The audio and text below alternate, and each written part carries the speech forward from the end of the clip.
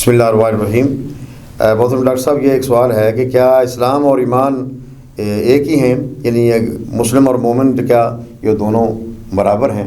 یہ عام طور پر دونوں اصطلاحات استعمال ہوتی ہیں اور اس میں تھوڑا انسان کنفیوز ہو جاتا ہے، وضاحت فرما دیں۔ جی جزاکم اللہ خیر۔ الحمدللہ والصلاۃ والسلام علی رسول اللہ، اما بعد۔ ایمان اور اسلام دو بنیادی اصطلاحات ہیں اور دو بنیادی الفاظ ہیں کہ جو ہمیں قرآن کریم میں اور نبی اکرم صلی اللہ علیہ وسلم کی احادیث مبارکہ میں ہمیں یہ الفاظ اور یہ اصطلاحات ملتی ہیں۔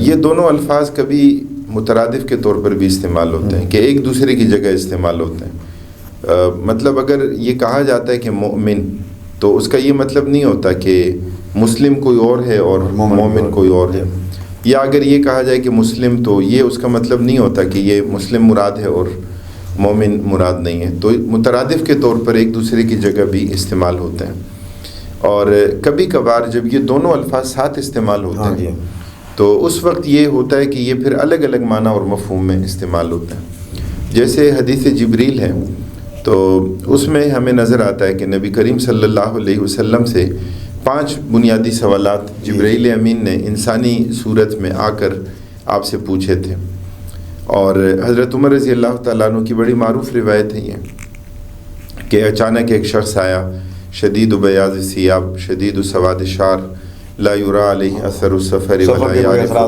منا احد۔ جی ہاں بالکل، وہ بڑی معروف حدیث ہے۔ تو اس میں 5 سوالات ہیں کہ جبرائیل امین نے انسانی صورت میں آ کر نبی کریم صلی اللہ علیہ وسلم سے ایمان کے بارے میں پوچھا، اسلام کے بارے میں پوچھا، احسان کے بارے میں پوچھا، قیامت کے بارے میں پوچھا اور قیامت کی علامات کے بارے میں پوچھا۔ تو وہاں پر جب ایمان کے بارے میں پوچھا گیا تو آپ صلی اللہ علیہ وسلم نے ایمانیات کا ذکر فرمایا، ایمانیات کا تذکرہ، عقیدے کا تذکرہ آپ نے فرمایا کہ تم ایمان لاؤ اللہ تعالیٰ پر، اللہ تعالیٰ کی توحید، اللہ تعالیٰ کی ذات و صفات پر ایمان، اللہ کے رسول، اللہ کی کتابوں پر، تقدیر پر، فرشتوں پر۔ تو یہ سارا سلسلہ جو یہ ایمانیات کا ہے۔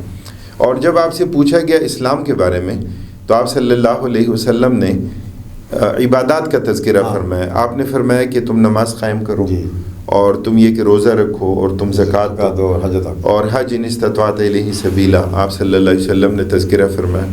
تو اس سے ہمیں یہ بات معلوم ہوتی ہے کہ جب یہ دونوں الفاظ ساتھ استعمال ہوتے ہیں اور مترادف کے طور پر نہیں ہوتے، ایک دوسرے کی جگہ استعمال نہیں ہوتے، تو تب ایمان جو ہے وہ عقیدے کے معنی میں استعمال ہوتا ہے، اور اسلام جو ہے وہ عبادات، ظاہری انقیاد، اطاعت، سر تسلیم خم کرنا، اس معنی میں استعمال ہوتا ہے۔ اور اس کی تائید جو ہے وہ سورہ حجرات کی اس آیت سے بھی ہمیں ملتی ہے کہ جس میں آپ صلی اللہ علیہ وسلم کی خدمت میں جب کچھ اعرابی آئے جو دیہات کے پس منظر سے تعلق رکھنے والے تھے، اور انہوں نے آ کر یہ کہا کہ آمنا، قالت الاعراب آمنا، تو قرآن کریم کی آیت میں اللہ رب العالمین نے فرمایا کہ قل لم تؤمنوا ولکن قولوا اسلمنا، کہ آپ کے دل میں ابھی ایمان نہیں اترا، آپ یہ کہیں کہ ہم مطیع فرمان ہوئے اور ہم نے ظاہری انقیاد کی حالت کو اور صورت کو قبول کیا ہے۔ وَلَمَّا يَدْخُلِ الْإِيمَانُ فِي قُلُوبِكُمْ، فرمایا کہ ابھی ایمان دلوں میں راسخ